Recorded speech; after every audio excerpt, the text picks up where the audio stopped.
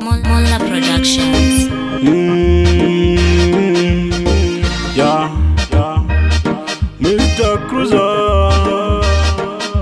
Mbona mfungwa ubozo ninofunga kana wakandikomborera jaji.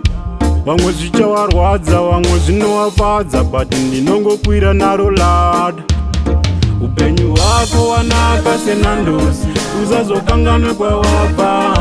Kunyangwe wakaenda far away, usakanganwe kwawabva. Upenyu hwako wanaka senandosi, usazokanganwe kwawabva. Kunyangwe wakaenda far away, usakanganwe kwawabva. Usaome atamanu za ruoko, wariko wandoshuwa dai uripo zvaitofamba.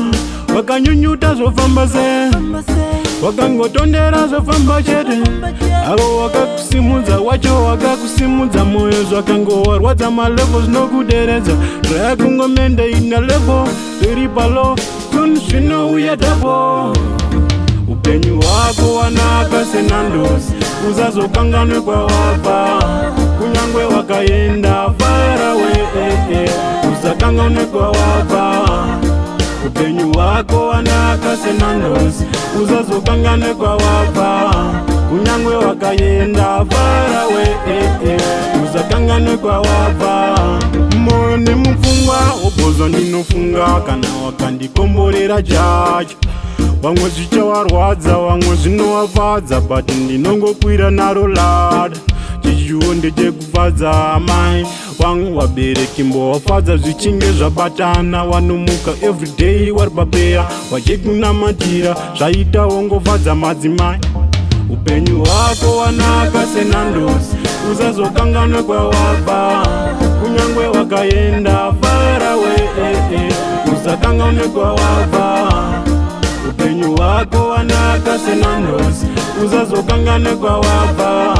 Kunyangwe wakaenda far away, usakanganwe kwawabva. Usaome atamanu za ruoko, wariko wandoshuwa dai uripo zvaitofamba.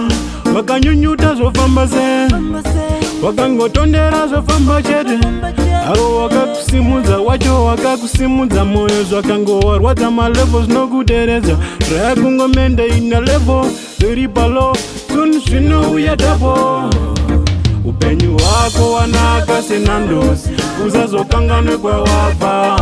Kunyangwe wakaenda far away, usakanganwe kwawabva.